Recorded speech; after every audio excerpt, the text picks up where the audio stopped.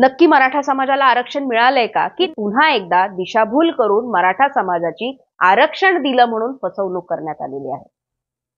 मग जारंगे पाटलांच्या ह्या 4-4.5 महिन्याच्या आंदोलनातून नक्की मराठा समाजाला काय मिळालं?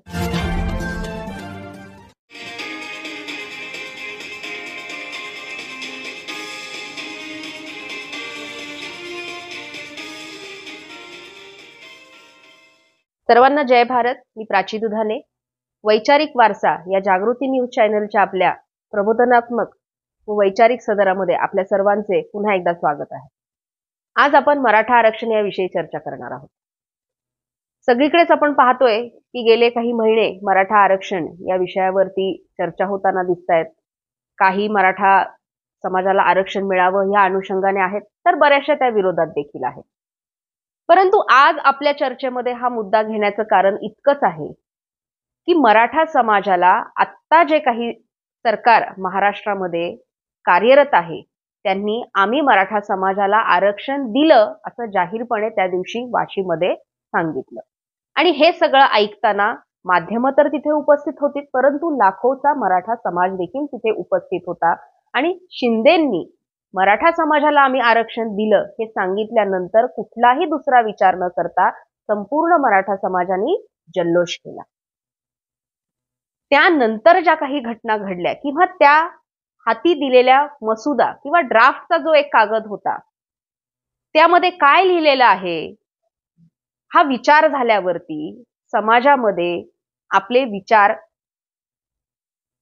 सत्य आणि आत्ताच्या ह्या मनुवादी व्यवस्थेला विरोध म्हणून मांडणाऱ्यांनी त्यामध्ये असणाऱ्या त्रुटी मांडल्या. परंतु मराठा समाजाने आणि खुद्द जारंगे पाटलांनी सुद्धा मराठा समाजाला आरक्षण मिळतंय म्हणून यांच्या पोटात दुखतंय अशी प्रतिक्रिया व्यक्त केली आणि यांची दुकानदारी आता बंद होईल या अनुषंगाने मीडियाला बातमी दिली. परंतु खरंच यामागे असं काही आहे का? नक्की मराठा समाजाला आरक्षण मिळालंय का, की नेहमीप्रमाणे वेळ काढाऊपणा करून मराठा समाजाची आरक्षणाच्या माध्यमातून ही पुन्हा एकदा फसवणूक केलेली आहे? अर्थातच आज 3-4 दिवस उलटल्यानंतर आपल्या सर्वांच्याच लक्षात येते की पुन्हा एकदा दिशाभूल करून मराठा समाजाची आरक्षण दिलं म्हणून फसवणूक करण्यात आलेली आहे. मग जारंगे पाटलांच्या ह्या 4-4.5 महिन्याच्या आंदोलनातून नक्की मराठा समाजाला काय मिळालं? तर मराठा समाजामध्ये जो काही कुणबी म्हणून नोंदी पूर्वी होत्या, ज्या सहजपणे प्राप्त होत नव्हत्या, त्या समाजाला सहजपणे मिळायला लागल्या. इतकंच काय ते जारंगे पाटलांच्या आतापर्यंतच्या आंदोलनाचं फलित. परंतु या सर्वामुळे फडणवीसांना आणि शिंदेंना होणारा फायदा हा किती पटीने अधिक आहे. कारण मराठा समाजाचा आरक्षणाचा जो विषय आहे हा गेले 35-40 वर्ष प्रलंबित राहिलेला आहे. अनेक सरकार आले, पक्ष आले, नेते आले, परंतु हा विषय भिजत घोंगडं म्हणून ठेवण्यात आला. कारण मतपेटीमध्ये मतांतर करून घेऊन आपली सत्ता कशी आणायची इतकाच एक हेतू येणाऱ्या ह्या सरकारांचा आणि त्यातल्या नेत्यांचा होता आणि आजही तोच आहे. मग कोणत्या अनुषंगाने आम्ही मराठा समाजाला आरक्षण दिलं असं शिंदेंनी जाहीर केलं?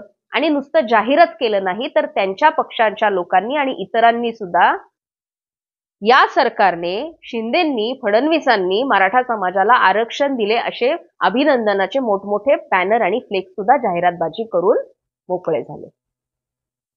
2-3 दिवसानंतर जारंगेंना समजलं की ही आपली फसवणूक झालेली आहे आणि ते तसे माध्यमांच्या समोर आपल्या पत्रकार परिषदेमध्ये व्यक्त सुद्धा झाले.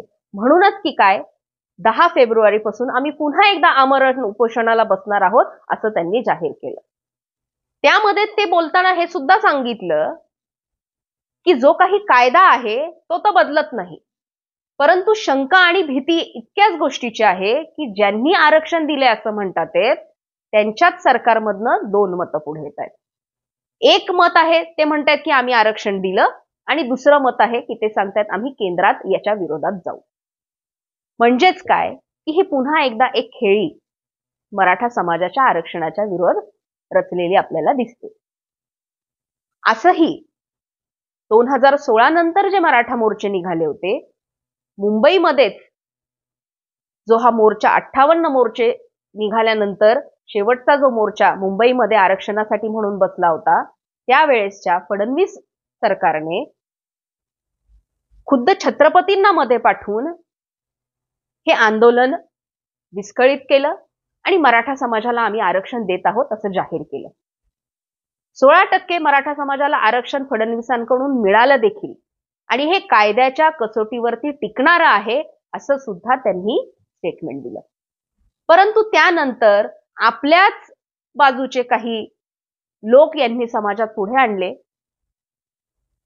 या आरक्षणाच्या विरोधात कोर्टात याचिका दाखल केली, हरकती नोंदवल्या आणि हे आरक्षण कायद्याच्या कसोटीवरती टिकत नाही असं कोर्टाने जाहीर करून मराठा समाजाला दिलेलं 16% आरक्षण हे पुन्हा एकदा काढून घेतलं. ही शुद्ध फसवणूक समाजाची केली आणि यानंतर प्रचंड मोठ्या प्रमाणात नैराश्य समाजामधील तरुण तरुणी यांच्यामध्ये पसरली. आपण पाहिलं असेल गेल्या 35-40 वर्षामध्ये अनेक बळी मराठा समाजातील तरुण तरुणींचे गेलेले आहेत ह्या मराठा आरक्षण मुद्द्यावरती. परंतु आरक्षण काही मराठा समाजाला मिळालं नाही. कायदे तज्ञ सांगत आहेत की हे आरक्षण टिकणार, हे जारंगे पाटलांनी पत्रकारांशी बोलताना सांगितलं. परंतु कोणते कायदे तज्ञ याविषयी सांगत आहेत की हे आरक्षण टिकणार म्हणून? कायदे तज्ञ माननीय उज्ज्वल निकम यांनी सांगितलं की हे आरक्षण 100% टिकेल. परंतु सगळे सोयऱ्याचा हा जो मुद्दा आहे हा कुणी व्यवस्थित त्याच्यावरती भाष्य करताना किंवा उकळून सांगण्याचा आपल्याला प्रयत्न करत नाही. मग ओबीसी मध्ये समाविष्ट करून मराठा समाजाला आरक्षण मिळणार इतकाच फक्त मुद्दा आहे आणि त्याला कुणीही चॅलेंज करू शकणार नाही हे निकम साहेब बोलतात. परंतु दुसरे कायदे तज्ञ उल्हास बापट हे सांगतात की सरकारने फक्त अधिसूचना काढलेली आहे, हरकती मागवल्या आहेत, नंतर जे काही आहे ते फायनल होईल, त्याच्यावरती राज्यपालांची सही होईल आणि मगच हा कायदा होईल. मग ही इतकी जर ही प्रोसेस आहे तर मग कुठल्या तोंडाने शिंदे मराठा समाजाला आम्ही आरक्षण दिलं सांगतायत? अहो मुळात ज्यांचं सरकारच स्थापन झालेलं हे नीतिमत्तेला काळीमा फासून आहे ते कुठल्या तोंडाने समाजाला आरक्षण दिलं म्हणून सांगतात? फडणवीसांना मराठा चेहरा नव्हता त्यामुळे शिवसेना बेकायदेशीररित्या त्यांनी फोडली, शिंदेंना इकडे आणलं, मुख्यमंत्री केलं आणि अशीही मराठा आणि महाराष्ट्राची संपूर्ण त्यांनी फसवणूक केलेली आहे. आणि त्याच शिंदेंना समोर करून स्टंट करायला लावून फक्त निवडणुका तोंडावर आहेत हे बघून मराठा समाजाची फसवणूक केली. आपल्याच लोकांच्या खांद्यावर बंदूक ठेवून हे मनुवादी आपल्या लोकांचा बळी घेतात. आणि हा इतिहास आहे. बहुजनांना हा इतिहास कधी समजणार? वारंवार त्याच चुका आपल्याकडून होत आहेत, त्या होऊ नयेत म्हणून इतिहास आपण ऐकत आलो, शिकत आलो. परंतु इतिहास फक्त डोक्यावरच आपण घेऊन मिरवतो, तो डोक्यात कधी घेणार? आणि जोपर्यंत ह्या बाबतीत आपण जागृत होत नाही तोपर्यंत यांचे जे धंदे सत्तेसाठी आपल्याला गुलाम बनवण्यासाठी सुरू होते तेच सुरू राहणार. भेदाभेद निर्माण करणं, द्वेष निर्माण करणं, याच आधारावरती यांची राजकीय पोळी भाजल्या जाते. आरक्षणाच्या मुद्द्यावरून गेले अनेक वर्ष यांनी मराठा ओबीसी असेल, मराठा एससी एसटी असेल, मराठा असेल आणि काहीच नाही फार झालं तर हिंदू मराठा करून मुसलमानांच्या विरोधात वाद लावून यांनी दंगली घडवून आणल्या आणि यातून समाज एकमेकांपासून दूर जाऊ लागला. प्रमुख मुद्दा हा आहे की गेल्या 10 वर्षात केंद्रामध्ये हे मनुवादी संघी भाजपा सत्तेत आल्यापासून आरक्षण हे झिरो कसं करायचं यासाठी त्यांनी एक एक पायरी चढण्याचं कार्य सुरू केलेलं आहे. आणि त्यांच्या ज्या काही त्यांचा जो घटक आहे त्याच्यामधला एक गट पहिल्यापासून आरक्षण संपूर्णपणे बंद करण्याच्या मागे लागलेला आहे. नो रिझर्वेशन यासाठी ते लढा देत आहे. आणि नो रिझर्वेशन कसं करायचं? तर जे काही 50% आरक्षण आज महाराष्ट्रामध्ये एससी एसटी ओबीसी या घटकाला दिलेलं आहे. हे काही ते पूर्णपणे बंद करून टाकणार नाही, परंतु 3 क्षेत्रांमध्ये हे आरक्षण लागू आहे. एक शिक्षण, दुसरं नोकरी आणि तिसरं राजकारण. आज आपण पाहतोय महाराष्ट्रामध्ये निवडणुका प्रलंबित आहेत आणि त्याचं कारण काय दिलेलं आहे? ओबीसी आरक्षणावरती जोपर्यंत कायद्याच्या माध्यमातून निर्णय येत नाही तोपर्यंत ह्या निवडणुका होऊ शकत नाही. म्हणजेच आपला सर्वोच्च अधिकार जो आपल्याला संविधानाने दिला आहे, मताधिकार, तो सुद्धा आपल्यापासून त्यांनी हिरावून घेतलेला आहे. आज आपण पाहतोय नोकऱ्यांचं खाजगीकरण सुरू आहे, शाळेचं बाजारीकरण सुरू आहे आणि राजकारणाचं व्यापारीकरण झालेलं आहे. कुठल्या नोकऱ्यांसाठी आपण भांडतोय, आरक्षण मागतोय? केंद्रापासून आता राज्यातही आपण पाहतोय विविध क्षेत्रांमध्ये जिथे सरकारी नोकऱ्यांसाठी आरक्षण होतं तिथे खाजगीकरण सुरू आहे. प्रायव्हेट कंपन्यांना तिथे कुणाला बसवायचं आणि कुणाला नाही याचे संपूर्ण अधिकार देण्यात आलेले आहेत. आणि इथून आधी जे घटक आरक्षित होते त्या घटकांना जे आरक्षण ह्या क्षेत्रांमध्ये मिळत होतं ते आरक्षण आजपर्यंत कोणी पळवलं याचा विचार आपण करणार आहोत की आपापल्यामध्येच आपण वाद घालून यांचा फायदा नेहमी करून देणार आहोत. एकीकडे नोकरीच्या जाहिराती काढायच्या, नॉट अवेलेबल किंवा नॉट केपेबल हे शेरे द्यायचे आणि आपल्या मर्जीतली माणसं बसवायची. आणि आपल्या मर्जीतली म्हणजे उच्चवर्णीय किंवा भट ब्राह्मणांना तिथे प्राधान्य द्यायचं. हे खेळ त्यांचे अनेक वर्षांपासून सुरू आहे. परंतु गेल्या 10 वर्षामध्ये हे किती पटीने आणि किती वेगाने वाढलंय याचा शोध आपण घेणं गरजेचं आहे. तुम्ही कधी पाहिलत का की आरक्षित जागेंवरती आज कोण कुठे बसलेला आहे ते? आणि आरक्षित घटकांना जर या नोकऱ्यांमध्ये पदावरती त्यांची नियुक्ती करून भरती जरी करून घेतली असेल तरी ती पदं कुठल्या स्तरावरती दिलेली आहेत हा सुद्धा बघणं फार गरजेचा विषय आहे. क्लास 1 ऑफिसर, अगदी क्लास 2 ऑफिसर सुद्धा हे उच्चवर्णीय आहेत आणि त्यांच्या खाली हाताखाली काम करणारे या सगळ्यांना मिळाला विचार केला तर तिथे आरक्षित घटकांना जागा मिळालेली आहे. एवढ्यावरूनही त्यांचं मन भरत नाही तर आपापसामध्ये वाद अशा पद्धतीचे आरक्षणाच्या मुद्द्यावरून निर्माण करून त्यांनी त्यांची सत्ता ही आपल्या ताब्यात ठेवलेली आहे. मगाशी जो कायदेतज्ञ उल्हास बापट यांनी दिलेल्या स्टेटमेंटचा उल्लेख केला होता त्यांनी त्यात हे सुद्धा सांगितलेलं आहे की मराठा समाजाला आरक्षण मिळण्यासाठी ते कुठल्या निकषामध्ये ते बसले पाहिजे. महाराष्ट्राची सुप्रीम कोर्टामध्ये जी नुकतीच केस झाली त्यामध्ये ट्रिपल टेस्ट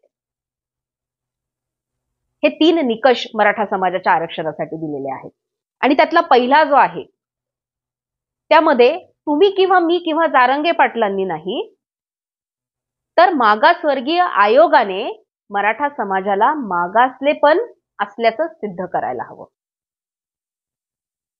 दुसरी जी गोष्ट याच्यामध्ये आहे तर संपूर्ण महाराष्ट्राचा इम्पेरियल डेटा पाहिजे आणि हा डेटा नुकताच केल्या गेलेल्या सर्वेक्षणातून मिळायला पाहिजे. या सर्वेक्षणाबाबत मी बोलणार आहे, परंतु तिसरा मुद्दा याच्यामध्ये जो आहे की 50% वर आरक्षण देता येणार नाही. आता हा तिसरा मुद्दा जो आहे तो आपण काही वेळ बाजूला ठेवूयात, कारण मराठा समाजाने जारंगे पाटलांच्या माध्यमातून ओबीसी प्रवर्गातून आरक्षण पाहिजे ही मागणी केलेली आहे. जो दुसरा मुद्दा सर्वेक्षणाचा आहे 23 जानेवारी ते 30 जानेवारी म्हणजे आठवड्याभराच्या ह्या कालावधीमध्ये महाराष्ट्रामध्ये हे सर्वेक्षण सुरू झालं आणि या सर्वेक्षणाचा काय बाजाबाजा उठला हे आपण सगळ्यांनीच पाहिलं. पहिल्याच दिवशी सर्व्हर डाऊन होते, ऍप काही चाललं नाही, त्यामुळे सर्वेक्षण व्यवस्थित झालेलं नाही. परीक्षा तोंडावर असताना शिक्षकांना सर्वेच्या कामाला लावलं, शिक्षकांनी विद्यार्थ्यांना लावलं आणि काही शिक्षकांनी तर भाड्याची माणसं घेऊन सुद्धा हे सर्वेक्षण करायला लावलं. सोशल मीडियाच्या माध्यमातून समाजातून वेगवेगळे अनुभव ह्या सर्वेक्षणाच्या संदर्भातून आपण ऐकत आहोत, वाचत आहोत. अनावश्यक आणि निरर्थक प्रश्न यामध्ये नोंद केलेली आहे आणि ते विचारले जात आहेत. काही ठिकाणी तर संपूर्ण सर्वेक्षण सुद्धा व्यवस्थित पार पाडलेलं नाही. कोणत्या कोणत्या भागामध्ये की संपूर्ण महाराष्ट्रामध्ये हे सर्वेक्षण लागू केलं होतं हे मला कल्पना नाही, परंतु माझ्यापर्यंत तरी हे सर्वेक्षण आलेलं नाही. मग जन्मामध्ये जातीय जन्म दाखल्यामध्ये मराठा म्हणून जी माझी नोंद आहे, मग एक मराठा म्हणून माझं सर्वेक्षण किंवा मी ह्या प्रश्नांचं उत्तर हे ग्राह्य धरल्या जाणार नाही का? पुण्यातील गोखले इन्स्टिट्यूटच्या माध्यमातून हे ऍप तयार केलं गेलेलं आहे. किती शाश्वती आपण यांची घ्यावी? जे एका बाजूला एक उच्चवर्णीय घटक म्हणून आपला विरोध करत आहेत, त्याच माध्यमातून जर हे सर्वेक्षण आणि त्याचं ऍप निर्माण केलेलं असेल तर याच्यावरती मराठा समाजाने आणि बहुजनांनी कितपत विश्वास ठेवावा? आणि हा इम्पिरियल डाटा अशा सर्वेक्षणातून गोळा केलेला, यावरती आपण विश्वास ठेवायचा का? आणि त्या आधारावरती आपण हे आपल्याला आरक्षण देणार याची वाट बघायची का? म्हणजे इतकी फसवेगिरी आपल्या डोळ्यात देखत चालू असून सुद्धा जर आपण हे आपल्याला आरक्षण देणार आहे या आविर्भावात असू तर ही आपली चूक आहे. अंधभक्तांप्रमाणे आपण सुद्धा आपल्या मेंदूवरती झापडं घालून यांच्या फसवणुकीला बळी पडत आहोत. 35 ते 40 वर्षाचा मराठा आरक्षणाचा हा लढा आहे. वेगवेगळ्या कायद्याच्या चौकटीत मराठा समाजाला अडकवलं जातं. आरक्षण तर दिलं तरी ते काढून घेतलं जातं. परंतु ईडब्ल्यूएसचं 10% आरक्षण कुठलाही मोर्चा न निघता, कोणतीही मागणी न करता किंवा कोणताही जीव बळी न जाता कसं काय फडणवीसांनी दिलं? तिथे कोणत्याही कायदेशीर बाबींची आवश्यकता लागली नाही. मग मराठा समाजालाच इतका त्रास, इतका ताण का सहन करावा लागतो? मग ही आपण समजून घेण्याची गोष्ट आहे. आपल्याला जर हे प्रश्न पडणारच नाहीत, जर चिंतन ह्या सगळ्या मागील घटनेचं आपण करणार नाही तर आपल्याला ह्या गोष्टी समजणार नाही. फक्त मतांसाठी आरक्षण आणि बहुजन समाजाचा उपयोग, मी म्हणेल गैरउपयोग, ह्या मनुवाद्यांकडून करून घेतला जातोय आणि आजही त्याच पद्धतीने ते कार्यरत आहेत. येणाऱ्या पुढच्या पिढ्यांसाठी जर आपल्याला खरंच काही ठेवायचं असेल तर बहुजनांनी आपण एकत्र राहायला हवं. नोकऱ्यांमध्ये खाजगीकरण आलेलं आहे. शिक्षणाचा तर संपूर्ण यांनी बाजार उठवलाय. मोठमोठ्याला फी देऊन आपल्या पोरांचं शिक्षण ते सुद्धा कुठल्या पद्धतीने होतंय ते आपण पाहतोय. शासकीय सरकारी शाळा असतील, कॉलेज असतील, यांना टाळं ठोकलंय. तिथेही आरक्षण आपल्याला राहिलं नाही. राहिला विषय राजकीय आरक्षणाचा. आरक्षण म्हणजे प्रतिनिधित्व करण्यासाठी आपल्यामधून कोणत्याही घटकातून एक नेता आपण आपला निवडून दिला तर तो तिथे गेल्यावरती कोणाची भाषा बोलतोय हे आपण सर्व अनुभवतोय. त्यामुळे राजकीय आरक्षण असलं काय आणि नसलं काय, प्रतिनिधी तिथे गेला की त्याचे विचार बदलतात. साम दाम दंडभेद या माध्यमातून ते आपल्याकडे वळवून घेतात. आणि जो प्रतिनिधी आपण दिलेला असतो तो आपला सोडून मनुवाद्यांचा कधी होतो हे सुद्धा आपल्याला समजत नाही. मग या सगळ्यावरती पर्याय काय आहे हे चिंतन व्हायला हवं. समाजातील विचारवंतांनी, तज्ज्ञांनी मार्गदर्शन करणं गरजेचं आहे. आपण समाजाला किती वर्ष अजून वेठीस धरणार? लाखोंचे मोर्चे काढायचे, कायद्याच्या सगळ्या चौकटीत आपण ते पार पाडायचं, कोणतीही इजा, कुठेही धक्का कोणत्या आपण कायद्याला लागू द्यायचा नाही. आझाद मैदानावरती जाऊन बसायचं आपण बोलतो आणि वाशीतूनच आपल्याला परत पाठवलं जातं. शब्दानं शब्दाचा आपल्या कायदेतज्ञांनी किस पाडलाय हे जेव्हा जारंगे पाटील सांगतात आणि 2 दिवसांनी त्यातच नमूद केलेल्या शब्दांवरती ते बोलतात, तेव्हा मग नक्की कोणत्या शब्दांचा किस आपल्या कायदेतज्ञांनी पाडलाय, की आपल्या बाजूला असणारी माणसं आधीच त्यांची आहेत, हा सुद्धा विचार आपण करणं गरजेचं आहे. म्हणजे कधी कधी ह्या सगळ्या माध्यमातून समाज असेल, जारंगे पाटील असतील किंवा जे कोणी मराठ्यांना किंवा इतर घटकांना त्यांची बाजू मांडण्यासाठी नेतृत्व स्वीकारतात, समाज त्यांच्या मागे लोटतो, ह्या सगळ्यांची काळजी वाटते. नक्की त्यांना माहिती असतं की आपण काय करतोय की काय नाही, की अंधपणे आपण फक्त एक कोणती तरी दिशा धरली आणि त्या दिशेला जातो. मी सुरुवातीलाच सांगितलं, कळकळीने बऱ्याच लोकांनी सोशल मीडियाचा आधार घेऊन हे फसवं आहे हे सांगण्याचा प्रयत्न केला. परंतु आपल्याच बांधवांनी, आपल्याच भगिनींनी, आपल्याच समाज बांधव आणि भगिनींना कसे चुकीचे आहेत हे ठरवण्याच्या मागे ते लागले. त्यांनाही काही अनुभव आहेत. हा आरक्षणाचा लढा काही 2-5 महिन्याचा नाहीये, वर्षानुवर्षाचा आहे. 2016 नंतर मराठा क्रांती मोर्चेचे निघाले, त्यामध्ये माझाही मोठ्या प्रमाणात सहभाग होता. सलग 5 वर्ष पाठीवर बिऱ्हाड घेऊन मी फिरत होते. मग आमचा याच्यामध्ये काहीच सहभाग नाही का?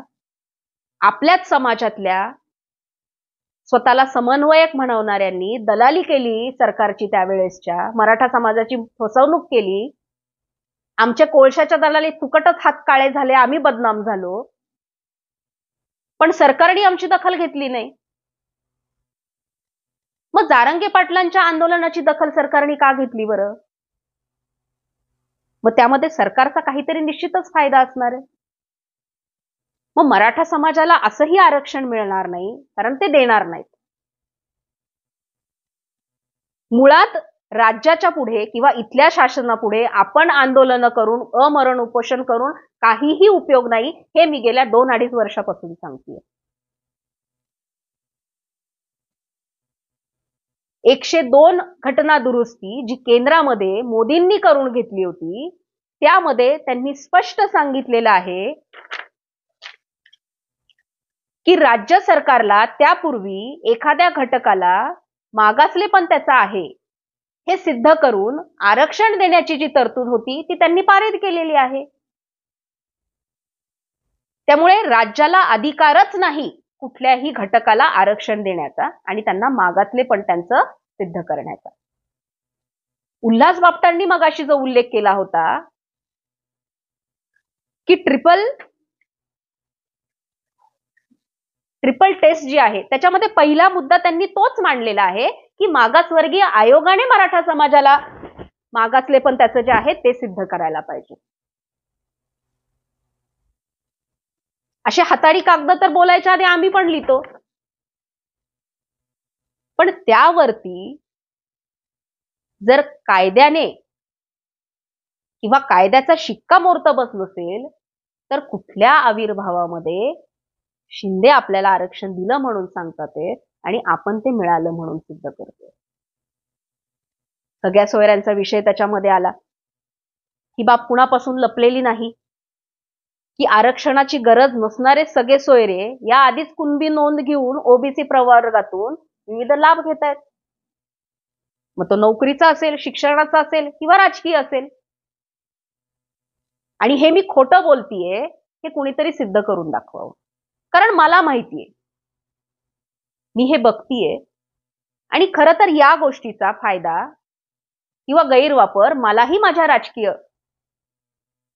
आतापर्यंतच्या चालत आलेल्या हालचालींसाठी किंवा निवडणुकांसाठी गैरवापर करता आला असता, परंतु मी तो कधी केला नाही. गडगंच श्रीमंत असणारे नातेवाईक, पाहुणे, सगळे सोयरे जे आपण म्हणतोय, हे शिक्षणामध्ये सुद्धा आपल्या मुलांना सवलत मिळावी म्हणून देखील कुणबी दाखला काढून घेतात. मग यामध्ये विशेष असं आपल्याला काय मिळतंय आणि मिळालंय? ज्यांच्या नोंदी सापडत नव्हत्या, मिळत नव्हत्या, मगाशी सांगितलं त्याप्रमाणे फक्त त्या मिळायला लागल्या. पण सरसकट मराठ्यांना आरक्षण मिळणार नाही हे फडणवीस गेले अनेक वर्ष सांगतात. आणि दुसरीकडे ते आता हे सुद्धा पुन्हा पुन्हा म्हणतायत की ओबीसी समाजाच्या आरक्षणाला धक्का लागू देणार नाही. त्यांच्या पक्षात दुमत आहेत का चार मत आहेत हा तर प्रश्न आहेच, परंतु एकाच व्यक्तीच्या वागण्यामध्ये बोलण्यामध्ये जर दोन टोकाच्या भूमिका असतील तर ह्या मंबाजींवरती आपण किती विश्वास ठेवायचा. फक्त स्वतःची राजकीय पोळी भाजून घेण्यासाठी बहुजन समाजाची ही केली गेली पिळवणूक आहे. ती हजारो वर्ष सुरू आहे. माध्यम यांची बदलतात, परंतु समाजाला गुलाम बनवून ठेवण्याची आणि आपण सत्तेत राहून राज्य करण्याची जी विकृती आहे ही काही त्यांची संपत नाही. त्यामुळे शेवटी इतकंच सांगेल मी, मराठ्यांनीच नाही तर संपूर्ण बहुजन समाजाने सावधगिरीने राहण्याची आणि जागृत होण्याची गरज आहे. कारण ह्या गनिमाने खंजीर उपसलेला आहे आणि तो फक्त मराठा समाजाच्याच आरक्षणावरती नाही तर संपूर्ण आरक्षणाला झिरो केल्याशिवाय तो खंजीर बाहेर येणार नाही. त्यामुळे सावधगिरी बाळगा, एकत्र या, यातून मार्ग काही निघतो का यासाठीचं चिंतन करा. बहुजन समाजाने एकत्र येऊन मार्ग काढा, चिंतन करा. म्हणजेच काय तर आज आपल्यात हयात नसले तरी मोठे कायदे तज्ज्ञ सन्माननीय पी.बी. सावंत साहेबांनी आपल्याला सांगितलं होतं की केजी टू पीजी हे शिक्षण मोफत करा. हे शिक्षण जर मोफत झालं तर शिक्षण क्षेत्रातला आरक्षणाचा विषय हा कायमचा मिटून जाईल. मग अशाच प्रकारे जर आपल्याला काही मार्ग काढता आले आणि ते अंमलबजावणी त्याची करून घेता आली तर निश्चितच मला वाटतं की जो मोठा तेढ आरक्षणाच्या माध्यमातून समाजात निर्माण केला जातोय तो कायमचा मिटवता येईल. आपापसामध्ये जे होणारे वाद आहेत, जे भेद आहेत हे थांबवा आणि आरक्षणाच्या माध्यमातून प्रतिनिधित्व आपलं या विविध क्षेत्रांमध्ये कसं प्रस्थापित होईल आणि त्यातून समाजाचं परिवर्तन आणि भलं कसं होईल हा विचार करा. स्वतःच्या स्वार्थासाठी आरक्षणाचा विचार करू नका, नाहीतर मुश्किलीने मिळालेलं स्वातंत्र्य पुन्हा आपल्याला गुलामगिरी आणि पारतंत्र्यात नेण्यासाठी वेळ लागणार नाही. सत्तेत जे हे बसलेले आहेत मनुवादी यांना खाली खेचणं देखील गरजेचं आहे. येणाऱ्या निवडणुकांमध्ये हे असले इव्हेंट करून आपली सत्ता पुन्हा एकदा आपल्यावरती कशी गाजवायची हा त्यांचा हेतू हाणून पाडा. वेगळ्या पक्षाचा, वेगळ्या नेतृत्वाचा विचार करा. त्या अनुषंगाने आपल्या मताधिकाराचा वापर करा. मागच्याही व्हिडिओमध्ये मी आपल्याला सांगितलं होतं की ईव्हीएम ऐवजी बॅलेट पेपरवरती निवडणुका कशा होतील याची मागणी धरा. एका विषयापासून डायव्हर्ट करण्यासाठी दुसरा विषय देणं हे यांचे खेळ फार जुने झालेले आहेत. त्यांच्या ह्या फालतूच्या स्टंटला बळी न पडता भविष्याचा व्यवस्थित विचार करा आणि मराठा समाजालाच नाही तर संपूर्ण समाजाला मी पुन्हा एकदा कळकळीची विनंती करतेय की आपापसामध्ये यांनी लावून दिलेली भांडणं पुढे घेऊन जाण्यापेक्षा इथेच थांबा, मतभेद विसरा आणि यातून लवकरात लवकर मार्ग काढा. या माध्यमातून इतकंच मी सांगते, आपलेही काही मत असतील, विचार असतील, व्यक्त आपल्याला व्हायचं असेल, नेहमीप्रमाणे कमेंटमध्ये आपण व्यक्त होऊ शकता.